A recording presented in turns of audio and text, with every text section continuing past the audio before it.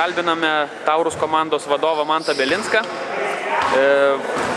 Taurus ką tik pralaimėjo paskutinėse savo pirmojo etapo rungtynes C lygoje prieš Ako Venipak. Ir Mantai, kokios nuotaikos po rungtynių? Na ką, visus žiūrinčių šitos video iškart noriu avansų pasveikinti su Kalėdom artėjančiais naujais metais. Kalėdos stebuklų metas, galbūt jūsų komandų svajonė išsipildys, pasieksite savo tikslus.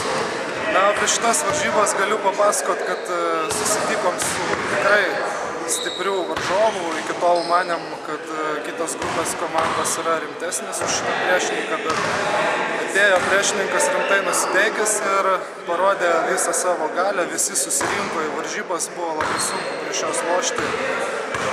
Iš pradžių pirmą pusę priešinomės, trečiam, ketvirtam kėliny paleidom juos į priekį ir jau buvo nebeįmanoma prisivyti, bet visi vyrai daugiau ar mažiau stengiasi aikštelėj, noriu jiems už tai padėkoti, kad kiekvienas varžybos ateitų taip nusiteikę, tai būtų pas mus rezultatas dabar visiškai kitoks, keliautume stipriųjų divizioną, nes galbūt tose varžybose, kurias mažų skirtumų pralaimėjom, trūko tik po to kovingumo. Tai dabar pats paminėjai stipresnių divizioną. Kaip vertini savo komandos pasirodymą pirmajame etape? Tikriausiai tikėjaisi patekti į pajėgesnį divizioną. Kaip čia pasakęs, krepšinis yra toks žaidimas, kamuolys apvalus, galima tikėtis nugalėti, bet gali ir nepavykti. Tiesiog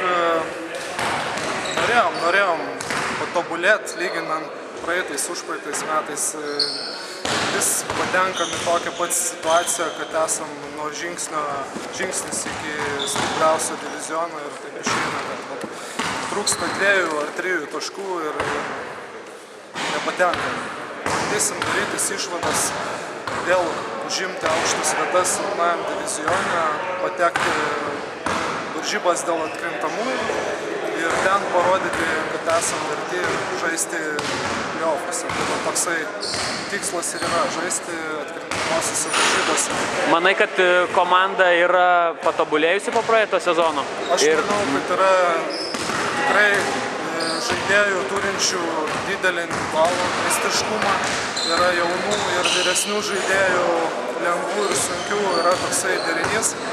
Tačiau pakeitėm mes tikrai kertinį komandos žaidėjų sąrašą ir iš tikrųjų dar neturim savo susižaidimo, dar mes ieškom savo žaidimo, jį atrasime ir iš tikrųjų ateis rezultatas. Tai aš linkiu, kad antrajame etape silpnesnių divizione ateitų tas meistriškumas, susižaidimas ir pasiektumėt savo tikslus. Ačiū.